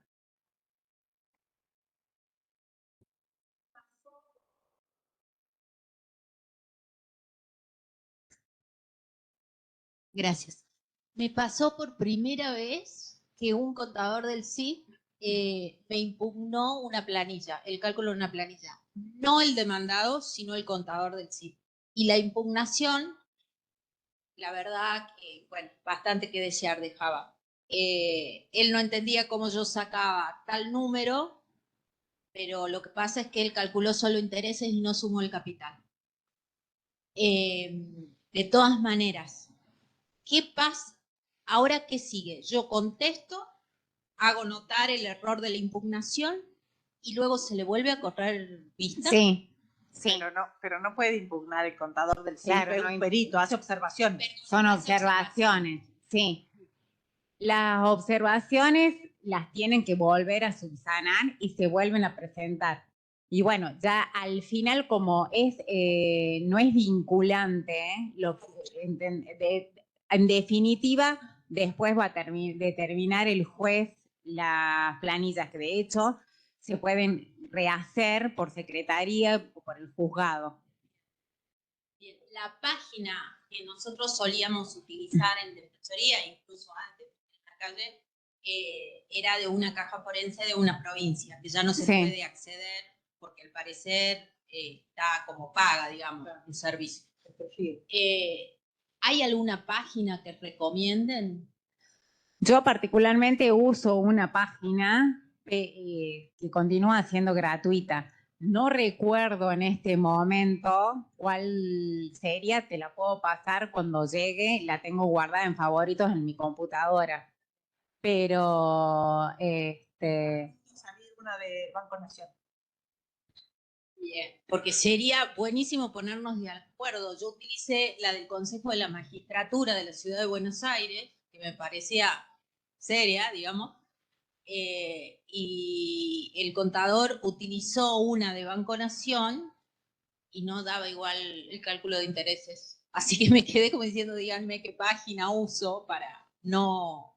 Porque en definitiva esto es tiempo perdido para la actora. Eso. Bueno, se podría ver de ponerse de acuerdo sobre alguna página en particular. Yo utilizaba una de un colegio. ¿Cómo? O indicar en la planilla sobre qué página trabajaste. Sí, expliqué. Sí, sí puse la dirección, toda. Encima esa salía con todos los cálculos, con hojas impresas de los cálculos. Entonces por eso me pareció buena.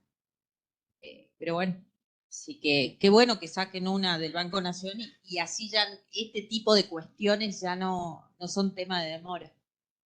Ah, bien. Igual es muy raro que haya diferencia de cálculo. Me resulta extraño porque jamás me pasó en la vida, por ejemplo, de diferentes páginas que he utilizado, nunca me pasó que exista un valor diferente en el resultado. Cuestionado. O sea. Claro, entonces sería como, habría que ver qué pasó.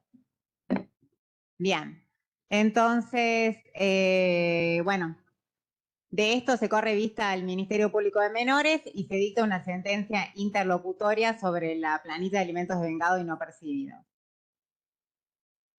La cuota alimentaria, como dijo anteriormente la doctora Laura Gramajo, hace cosa juzgada formal, no material, puede ser modificada por el incidente cese, disminución o aumento, los cuales transmitan por incidente. Todo incidente ya se sabe que tiene que cumplir con los artículos con los requisitos del artículo 177 en cuanto a que tiene que tener la pieza del expediente principal.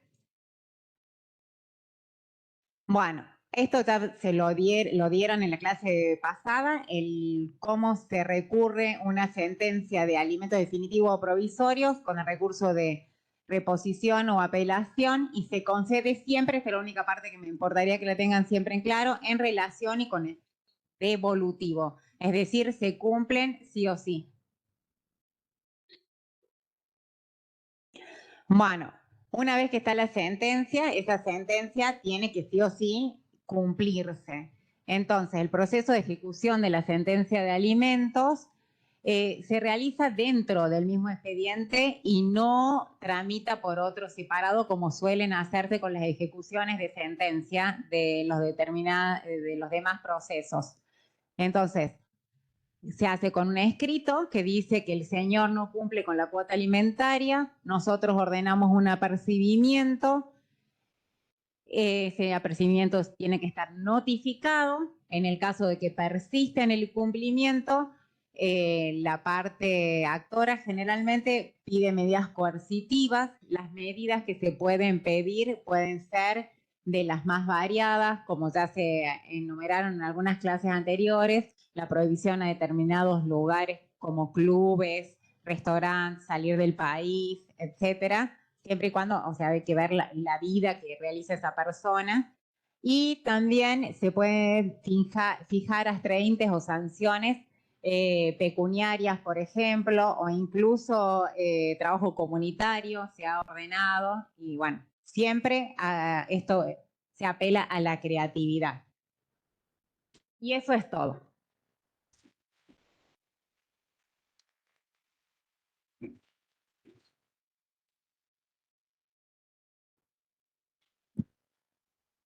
Buenas tardes. Bueno, ahora les prometo que voy a tratar de ser breve para ir finalizando. Me presento, mi nombre es Ariana Moreno, trabajo en el Juzgado de Familia número 1 y hoy yo voy a hablar del proceso de divorcio. Voy a tratar de hacer hincapié sobre todo en que se trata de un proceso especial, como ya viene nombrando Magda, similar al proceso de alimentos, y que particularmente con la sanción del nuevo código hay un cambio sustancial en lo que era en base a la regulación de Vélez a la sanción del nuevo código.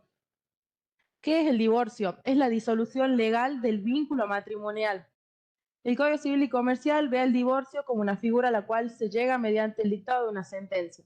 Este nuevo paradigma que introduce el Código no solo simplifica el divorcio en los aspectos de fondo y procedimentales, sino que también en el rol sustancial del juez. Es importante también hacer hincapié en este rol del juez. ¿Por qué? Porque con el código anterior veíamos que se hablaba de causales subjetivas.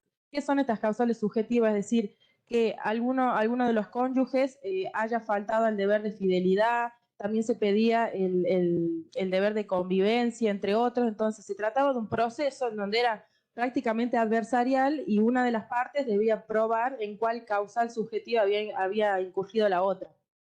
Con este nuevo paradigma, el juez pasa desde una figura en donde prácticamente tenía que indagar en la vida pasada de los cónyuges que llegaban al tribunal a prácticamente en un rol en donde se trata de mediar y ayudar a las partes a encontrar esta armonía y poder llegar a un acuerdo y hacer que este nuevo proceso, esta nueva vida a la que van a afrontar ya no con su vida en común, pueda ser de la manera más pacífica posible.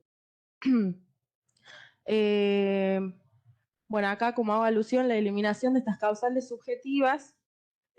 También, por ejemplo, el código se va a abocar, digamos, a un divorcio netamente judicial. No sé si hace poco estuvo en discusión de que se quería pasar el divorcio al ámbito administrativo en su momento, De hecho, uno de los fundamentos cuando se sanciona el código en 2015 se deja de lado porque en algunos países está la posibilidad de que sea el divorcio administrativo, es prácticamente imposible. ¿Por qué? Porque con este nuevo proceso de divorcio, que es mucho más simplificado, parecía un poco inútil, si se quiere, llevarlo a la decisión de otro ámbito administrativa, que no sea el juez, sino justamente en el administrativo. Y además, otro fundamento es que generalmente en el divorcio siempre hay hijos menores de edad, y no se iba a poder contar con la presencia, por ejemplo, del Ministerio Público de Menores, los cuales tienen la actuación en sede judicial. Bien, tipo de divorcio. Esta también es otra novedad que introduce el código, es que tenemos un divorcio unilateral y un divorcio bilateral. En el divorcio unilateral tenemos que ya no hace falta que los dos cónyuges estén de acuerdo para querer ponerle fin a su vínculo, sino que por la sola voluntad de una de las partes puede iniciar el divorcio, perdón, y el código le otorga relevancia por aplicación del principio de libertad y autonomía de la voluntad. Son los excónyuges quienes están en mejor condición para establecer las pautas y el modo en el que vivirán de ahora en adelante.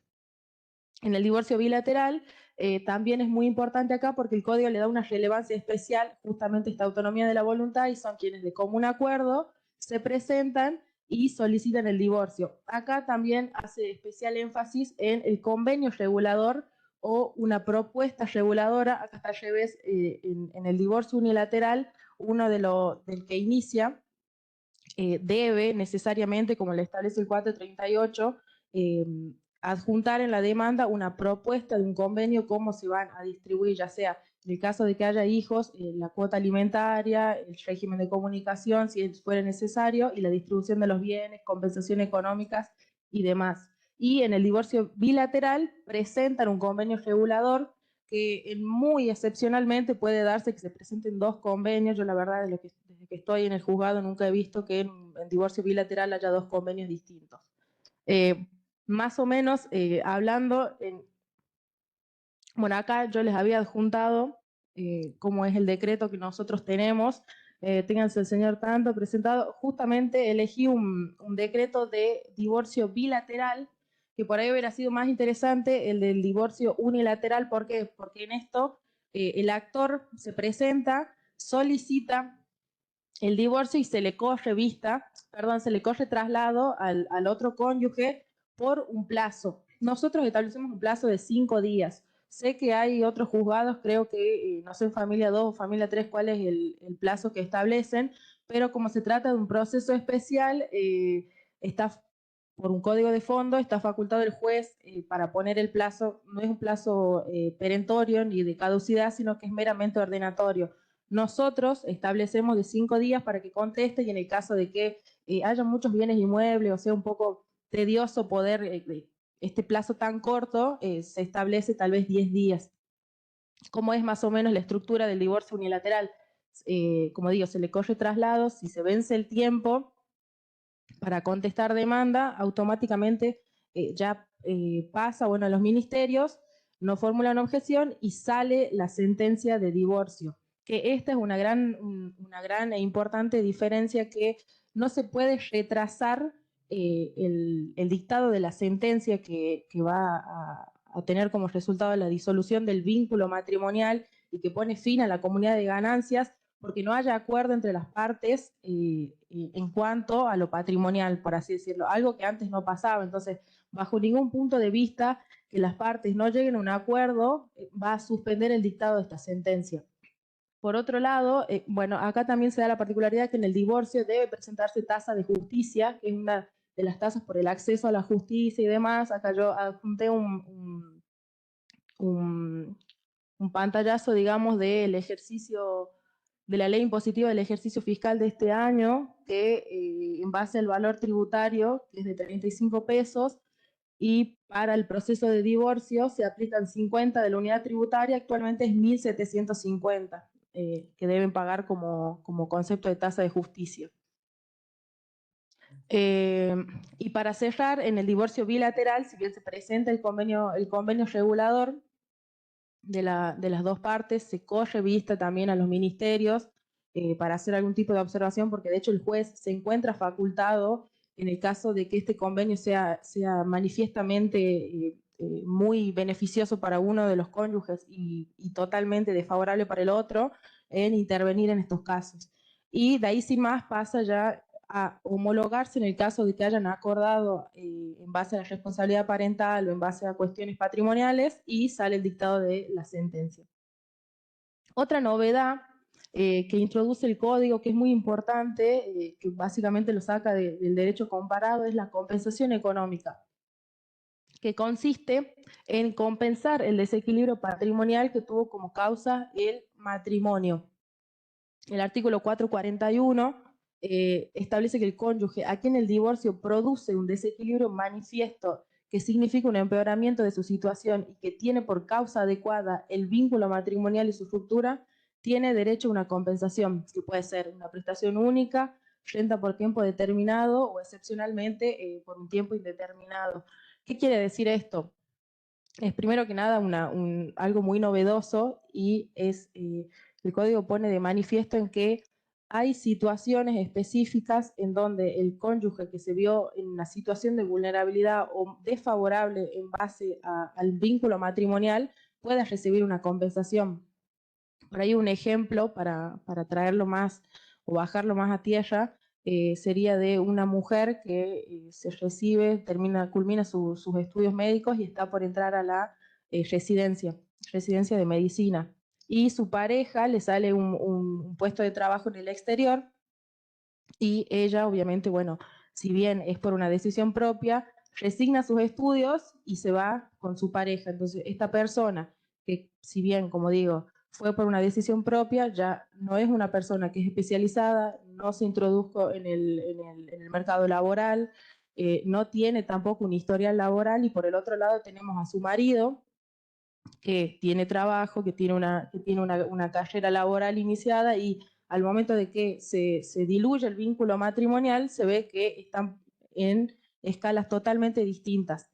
Además, esto lo pueden homologar justamente en el convenio regulador, y en el caso de que sea una de las partes la que la solicita posteriormente, el juez lo va a fijar en base al estado patrimonial de cada cónyuge al inicio y finalización del matrimonio, la dedicación que cada uno le brindó a la familia y la crianza de los hijos, la edad y el estado de salud. Eso también es muy importante, tener en cuenta la edad de la persona que lo solicita y la capacitación laboral y posibilidad de poder acceder a un trabajo, porque también puede ser una persona que no se encuentre en estado, ya sea físico o psíquico, de poder ejercer un labor. Nosotros le damos un trámite ordinario, que generalmente va a ir por cuerda, como le decimos, del divorcio. Bueno, acá traté de tapar los datos, cuando se traslada la demanda, también por el término de 15 días, se le da ordinario porque generalmente hay muchas cosas que probar y demás.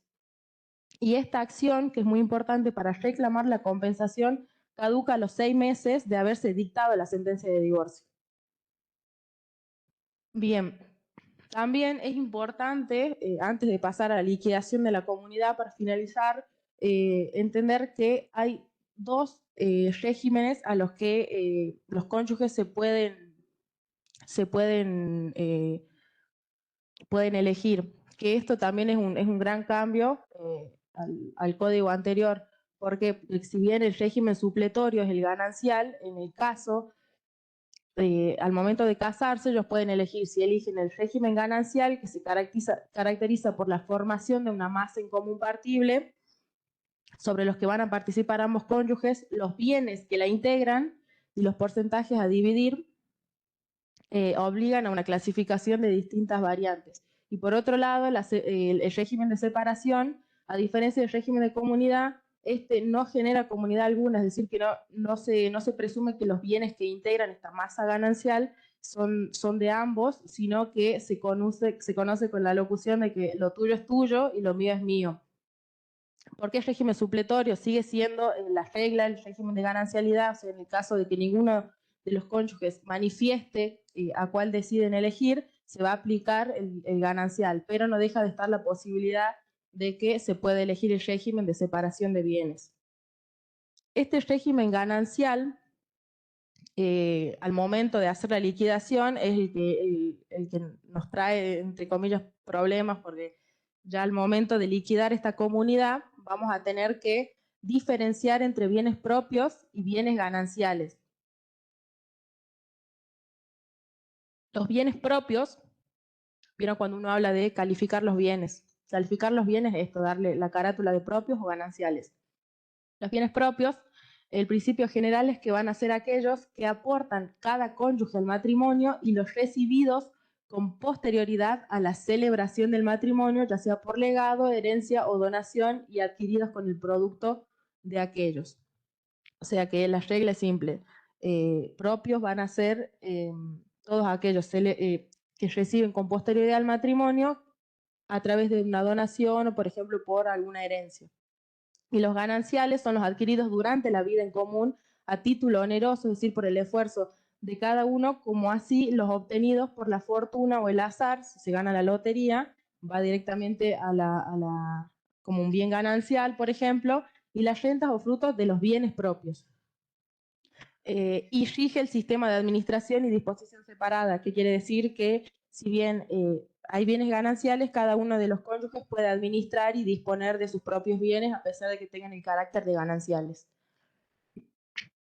¿Cómo se extingue esta comunidad? Puede ser por muerte, comprobado presunta, o sea, con una sentencia con presunción de fallecimiento, por ejemplo, anulación del matrimonio o modificación del régimen patrimonial convenido.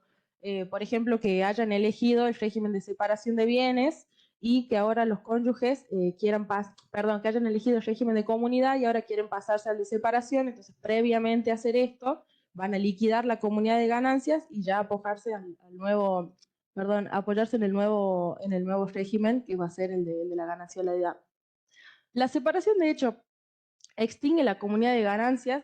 Esto es algo que el Código Civil viene a aclarar, a diferencia de Vélez, en cuanto habla del efecto retroactivo de la extinción de la comunidad cuando la separación de hecho es precedida a la solicitud de divorcio. La sentencia tendrá efectos retroactivos al día de la separación. Acá también diferenciamos, en tanto sea un divorcio unilateral, va a ser el momento de la notificación de la demanda al otro cónyuge, o en el divorcio bilateral, en lo que manifiesten los cónyuges que haya sido el momento de la separación de hecho, por ejemplo. Hay un caso interesante, creo que es un fallo de la Cámara una Cámara de Mendoza en el 2017, que se puede dar de controvertir cuándo fue la separación de hecho, cuándo se produce realmente. Puede que un cónyuge diga que fue, no sé, en enero de 2022 y el otro diga que fue en febrero del 2023 al contestar la demanda. Entonces acá en este fallo se utiliza como medio de prueba una exposición policial que habían hecho las partes. O sea, uno de los cónyuges había llegado, se habían separado y puso de manifiesto en la comisaría de su lugar de residencia que se había hecho abandono del hogar y que se había separado. Entonces esto hay amplitud probatoria para establecer cuándo fue efectivamente la separación de hecho, y esto tiene mucho más relevancia en el caso de los terceros, por ahí en defraudar a alguien ajeno a la comunidad. Bien, la liquidación de la comunidad de ganancias. Anteriormente se llamaba en Vélez liquidación de la sociedad conyugal. Bueno, ya se dejó atrás ese nombre porque también era peyorativo, si se quiere, porque no se está formando una sociedad cuando uno contrae matrimonio, sino que es un proyecto de vida en común y demás. La disolución del régimen de comunidad no produce en el mismo instante la liquidación y partición, dando lugar a un periodo como indivisión postcomunitaria. Acá yo hice más o menos como una flechita de cómo son estos momentos. Primero se da la disolución del régimen de comunidad, que es generalmente con la sentencia. Por ejemplo, en un divorcio unilateral se declara disuelta la comunidad, pero cuando pasa, por ejemplo, que no llegan a un acuerdo, ahí es cuando ya después nos llega a nosotros de nuevo posteriormente y que va a tramitar por cuerda la liquidación de la sociedad conyugal. Ese momento entre que los cónyuges sale la sentencia de divorcio y se presenta finalmente esta liquidación se llama el momento de la indivisión postcomunitaria, que es la etapa que acontece entre que se disuelve la comunidad de ganancias por cualquier causal y que por diversos motivos no son liquidados y por ende ingresan al patrimonio personal de cada cónyuge. Es decir, que todavía no está establecido qué es lo que le corresponde a cada uno de los cónyuges específicamente.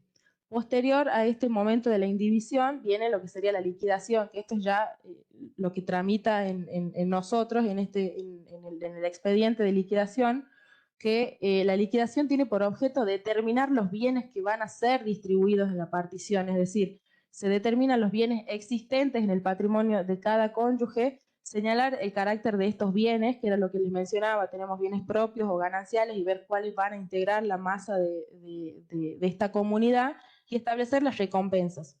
Las recompensas son créditos a favor de cada cónyuge que puede tener en contra de la comunidad o viceversa, la comunidad en contra de ese cónyuge. Por ejemplo, si damos un ejemplo para no ser tan abstractos, habíamos quedado que un bien propio es aquel que se hereda. Por ejemplo, Pepito obtuvo una herencia de 500.000 pesos y con ese dinero se compró un auto que vale 1.000.000 de pesos. Si bien ese auto, mientras estén durante el matrimonio, va a tener carácter de ganancial, la comunidad le está debiendo a él 500.000 pesos que tuvieron como causa que hayan ingresado a él como una donación, por lo tanto, sería un bien propio. Ahí tiene él un crédito a favor en contra de la comunidad. Y por último tenemos la partición, que disuelta la comunidad, la partición puede ser solicitada en todo tiempo, la masa común partible se integra con la suma de los activos gananciales líquidos de uno y otro cónyuge. Puede ser de forma privada o judicial y se aplica supletoriamente el régimen sucesorio, que bueno, ahí ya nos remite específicamente a lo que es la partición y demás en el régimen sucesorio. Por acá también tenemos un decreto, utilizándolo como modelo, le damos el trámite de ordinario de nuevo porque hay que probar muchas cosas y correr vista. Yo más o menos traté de simplificarlo porque si bien es como muy tedioso, sobre todo esta parte de la partición, la liquidación y qué es lo que se tiene en cuenta, yo creo que es como lo más importante dentro de este proceso en específico. Así que nada, muchas gracias.